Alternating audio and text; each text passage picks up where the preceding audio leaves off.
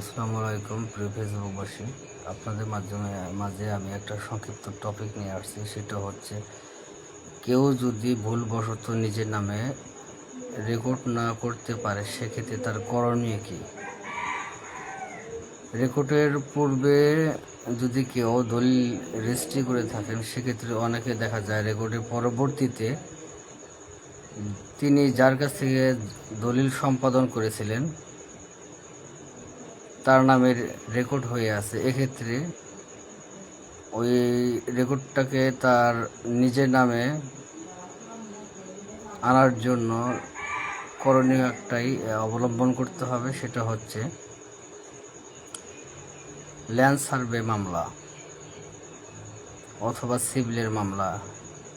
Land survey অথবা সিভিলের মামলার মাধ্যমে তিনি তার রেকর্ড সংশোধন করতে পারবে। এক্ষেত্রে একজন ভালো ল্যান্ড সার্ভে অ্যাডভোকেট, যিনি ল্যান্ড সম্পর্কে ভালো এক্সপার্ট,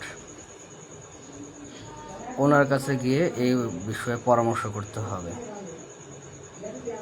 আপনি যদি নিজের নামে রেকর্ড সংশোধন না করতে পারেন, তাহলে পরবর্তীতে যখন নামজারি অথবা রেকর্ড চালু হবে, সেক্ষেত্রে আপনার ওই তফসিলটি আপনার নিজের নামে করতে পারবেন না। এই ক্ষেত্রে একটাই করণীয়, সেটা হচ্ছে নিজের নামে রেকর্ড সংশোধন করা।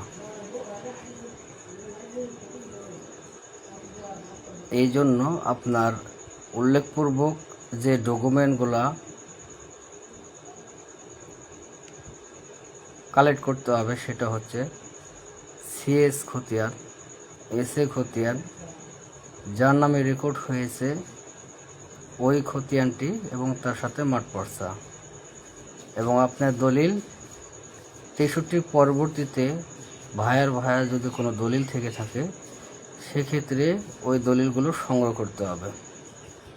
এই ডকুমেন্টগুলো কালেক্ট করে আপনি একজন ভালো ল্যান্ড সার্ভে আইনানুগ অ্যাডভোকেটের কাছে গিয়ে আপনার এই সমস্যাগুলো তুলে ধরে তার সাথে কথা বলে আপনি মামলাটা পুনরায় চালু করে আপনার নামে নিজের নামে রেকর্ডটা সংশোধন করে নিয়ে আসতে হবে। এক্ষেত্রে আপনি আপনার নিজের ডকুমেন্ট অনুপাতে বৈধতা লাভ করবেন। ভালো থাকবেন, পাশে থাকবেন। আল্লাহ হাফেজ।